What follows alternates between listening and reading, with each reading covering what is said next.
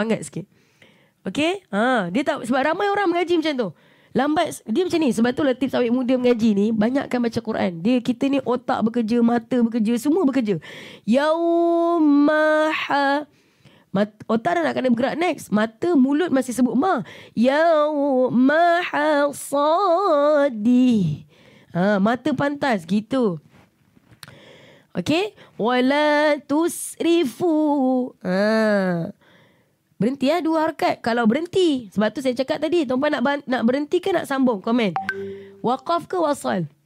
Saya ni Ustazah lambat membaca ngaji. Tak apa, Bunda Mariani.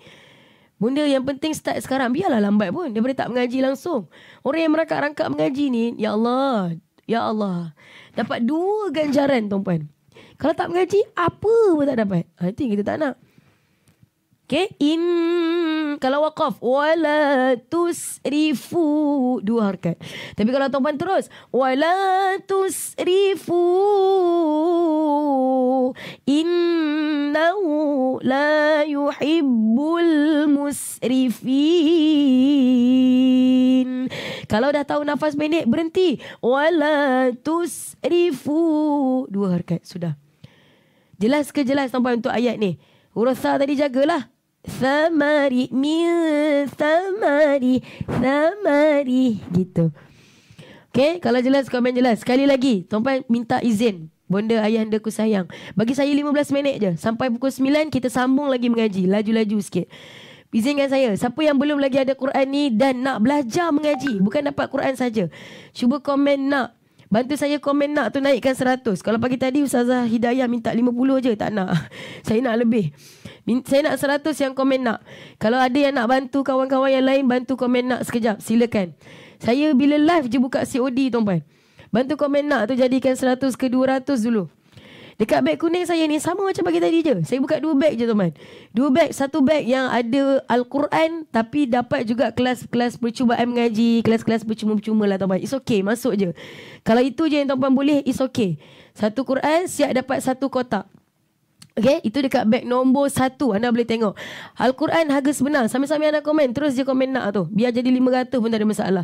Al-Quran harga sebenar. Kalau teman beli, jangan simpan. Tolong guna dengan kami. Anda akan dibawa masuk dalam grup grup Love Quran Club. Dalam grup tu kita akan bagi reminder live hari-hari. Belajar mengaji macam sekarang. Baca. Teman dekat beg nombor 1 ada 1 Quran, 1 kotak, duduk dalam grup Love Quran Club. Dia bagi 1 pucuk surat. Ni surat ni awak tolong baca. Surat lebih kurang macam ni lah. Dalam 1 kotak dia akan bagi. Okay, itu beg nombor 1. Boleh? Terus komen nak teman. Berapa ramai yang nak Al-Quran ni? Saya nak bagi murmur pagi ni. Beg nombor 2, nama dia package gold. Tolong dengar. Kalau orang yang nak tengok beg nombor 2 package gold ni pricey sikit, dia macam boleh lah. Sebab dia dapat Al-Quran 1. Dapat Quran 1, tuan-puan dapat program online. Banyak tuan-puan program online. Tuan-puan dapat 1 program seminar shortcut mengaji secara online. Dia dapat rakaman dia. Okey, tuan-puan dapat rakaman program seminar sempurna Al-Fatihah, rakaman 7 jam. Saya belum buka beg kuning. Saya nak tuan-puan komen nak dulu. Jadikan 500. Boleh tak? Belum keluar lagi. Sabar jap.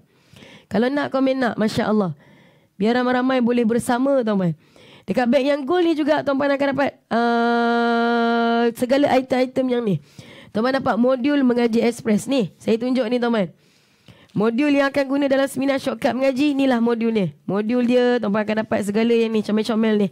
Ini item fizikal yang tuan-puan akan dapat. Okey, saya nak buka sekejap sekali lagi tuan-puan. Boleh? Yang komen